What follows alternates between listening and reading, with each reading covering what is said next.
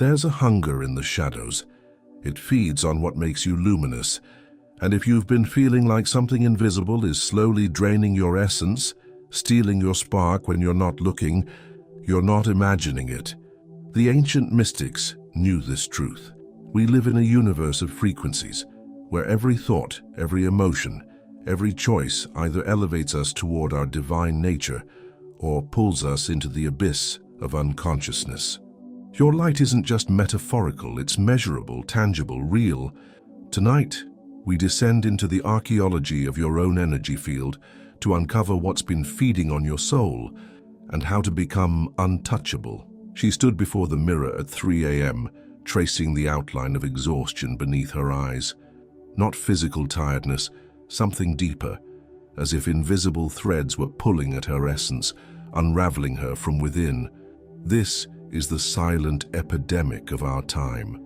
The unexplained heaviness that settles in your chest when you walk into certain rooms.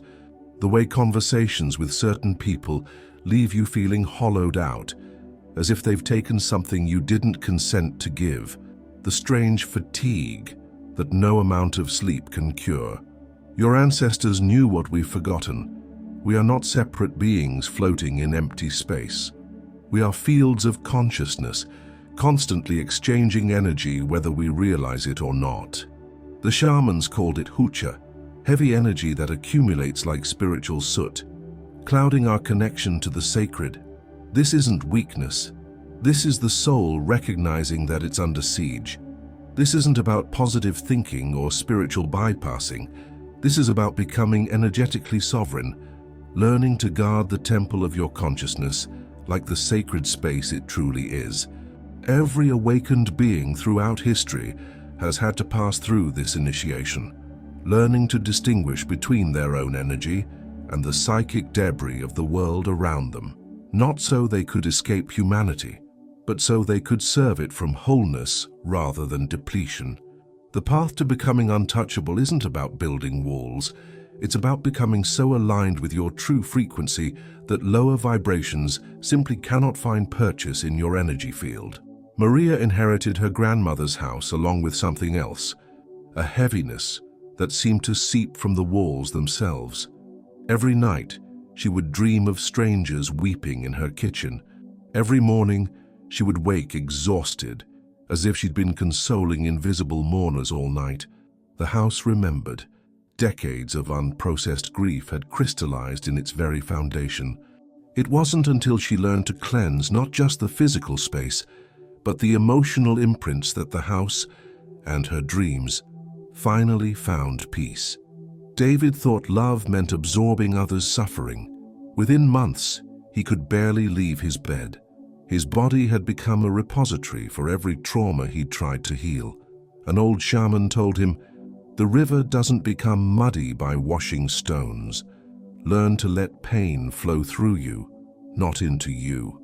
But the most profound healers show others how to transform pain rather than carrying it for them. Sarah discovered she was still energetically connected to every person who had ever wounded her, phantom limbs that ached with memories refusing to release their grip. No wonder she felt exhausted. She was unconsciously sending her power to ghosts. Chronic fatigue isn't always medical. Sometimes it's spiritual, feeding energy to connections that should have been severed long ago.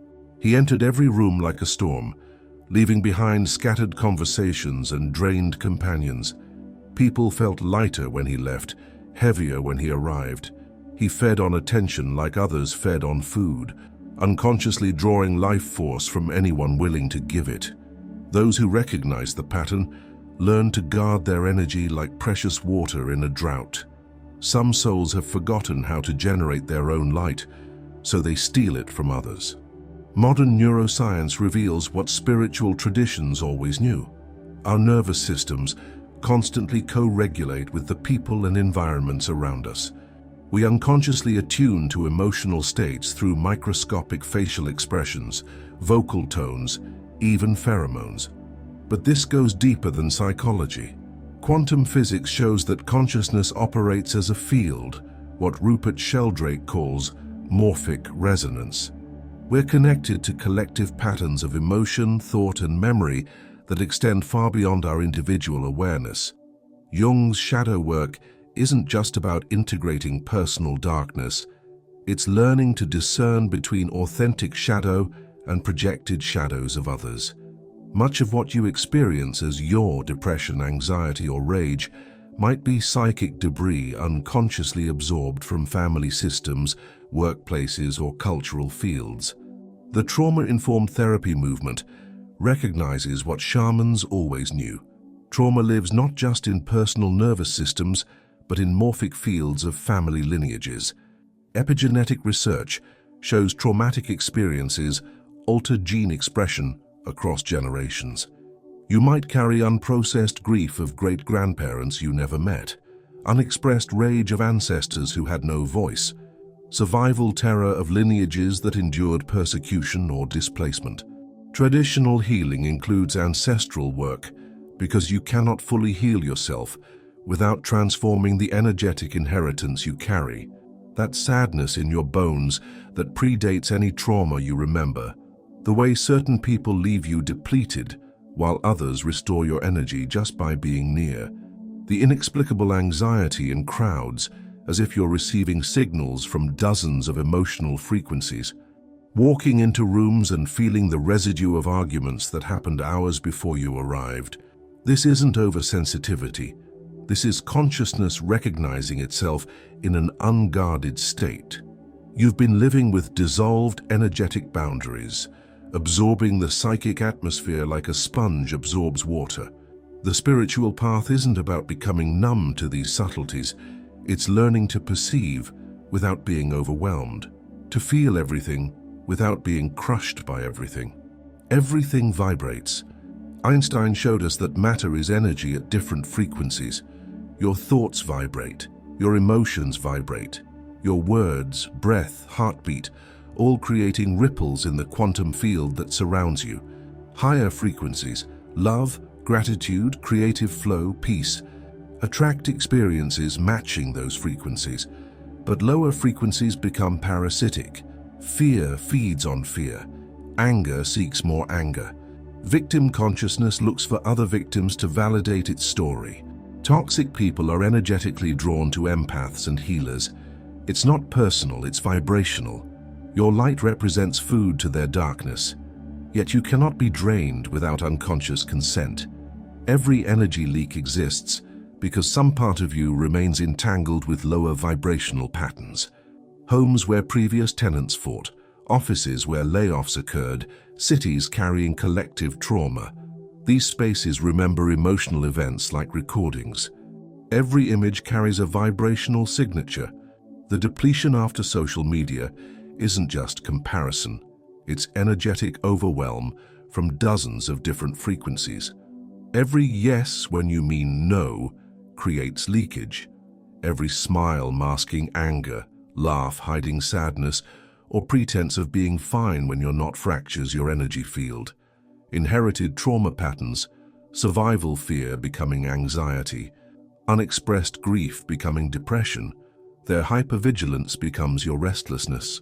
Processed foods lack life force, vibrating at frequencies of artificial preservation and industrial disconnection.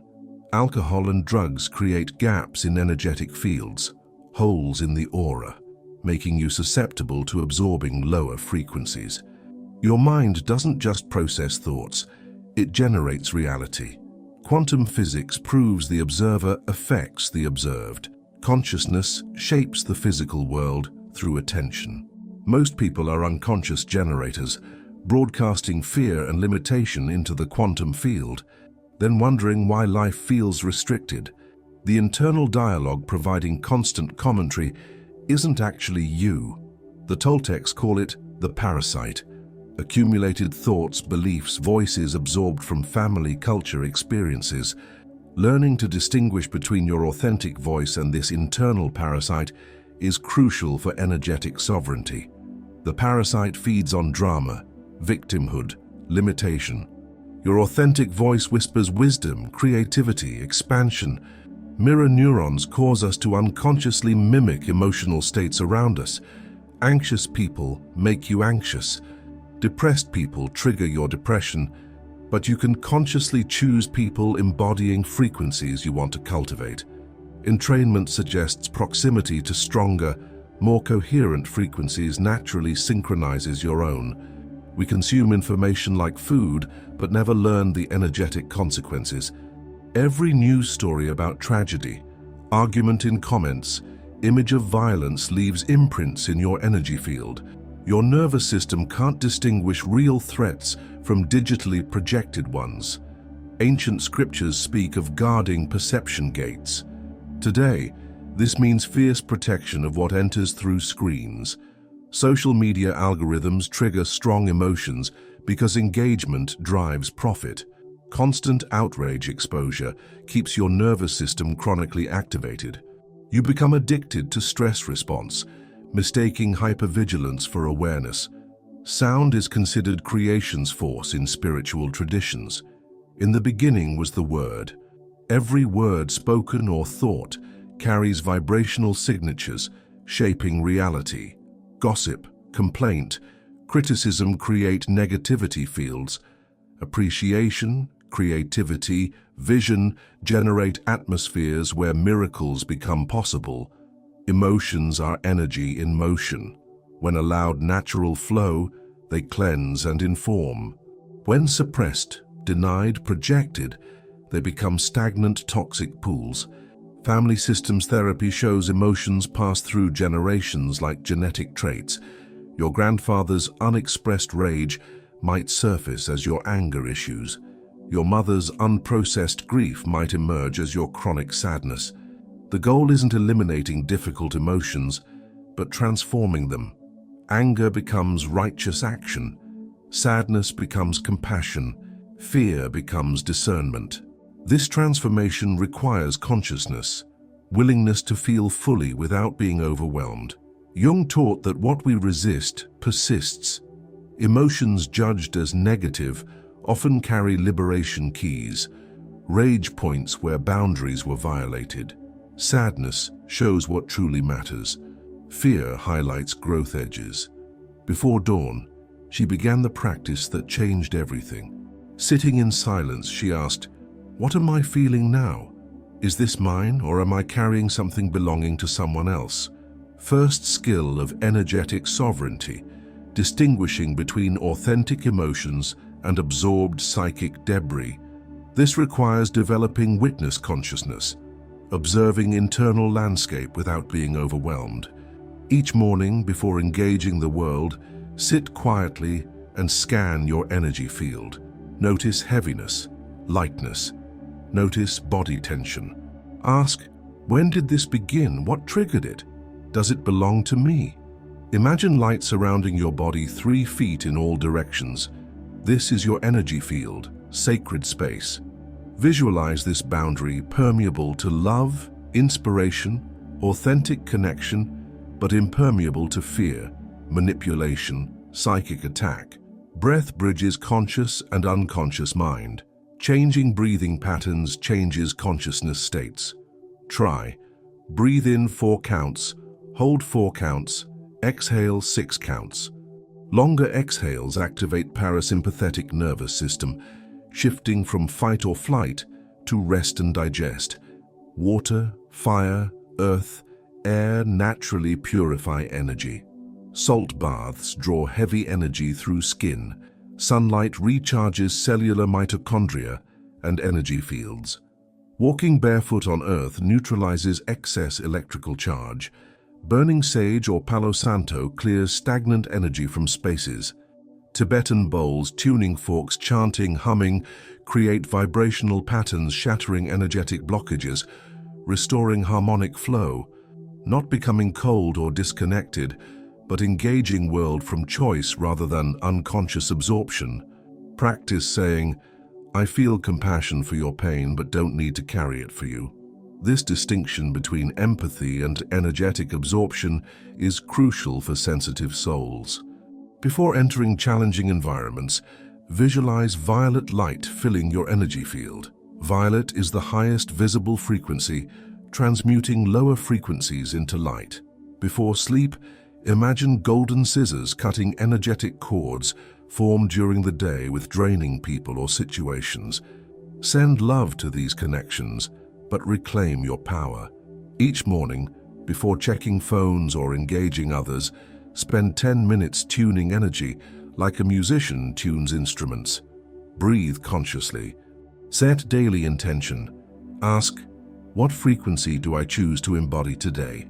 Several times daily, pause and ask, where is my energy now? Am I contracting or expanding, reacting or responding? This micro-consciousness prevents energy leaks before they become drains. Before sleep, review the day energetically. What lifted you? What drained you? Notice patterns. Thank experiences for teachings. Then release anything not serving your highest good. Trust energetic responses to invitations, requests, opportunities. If something makes energy contract, honor that wisdom even when mind can't explain why. The greatest energy leak comes from living misaligned with true nature. Every mask worn, every role played that dishonors authentic self creates energy field fractures.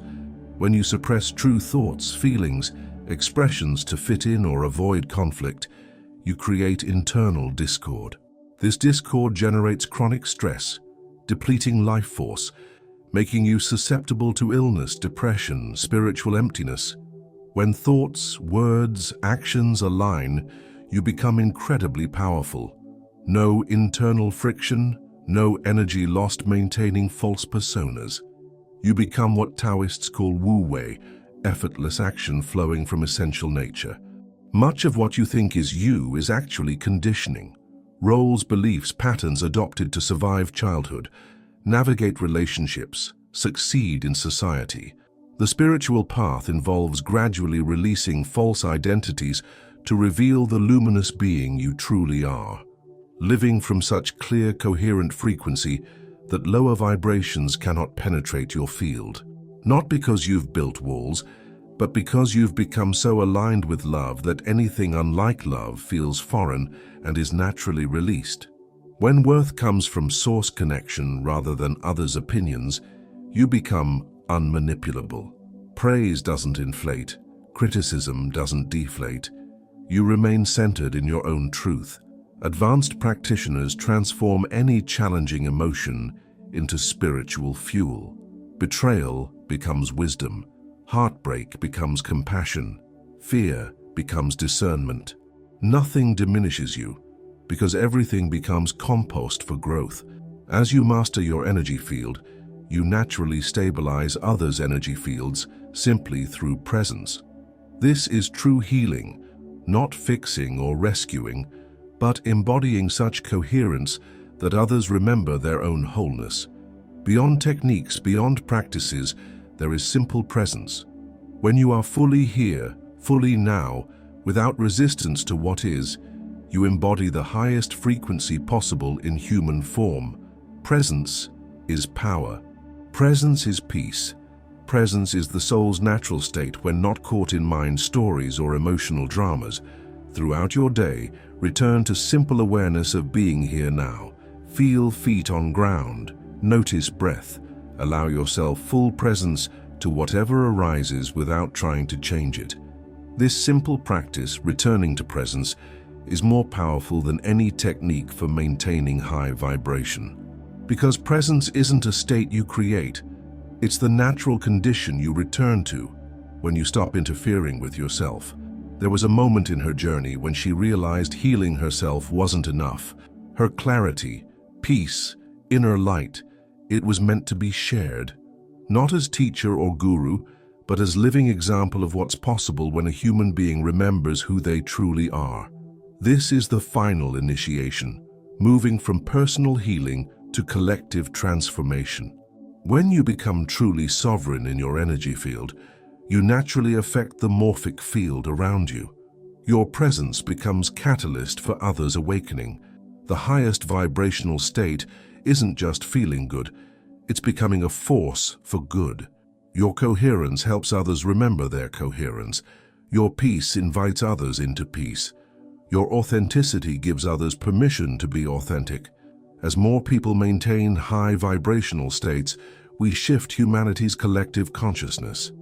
Every energetically sovereign person literally helps heal the world by raising human consciousness's overall frequency. Before sleep tonight, place your hand on your heart and speak these words into darkness. I reclaim every soul fragment scattered to the winds.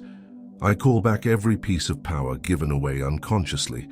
I forgive myself for times I forgot my own light. I choose to remember who I truly am. Feel these words truth in your bones. Feel energy gathering back into coherence, like scattered light refocusing through a lens. This isn't just meditation. It's spiritual rebellion against everything that would diminish your luminosity. In the silence between one breath and the next, between one heartbeat and the next, between one thought and the next, there you are.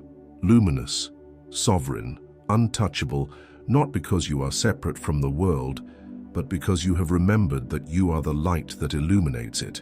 The darkness that once seemed so powerful was only the shadow of your own brilliance, cast by the light you had forgotten you contained. Now you remember, now you return, now you rise, and in your rising the world rises with you.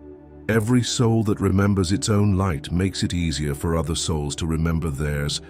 You are not just healing yourself, you are healing the world. This is your time, this is your light, this is your choice. Choose to shine.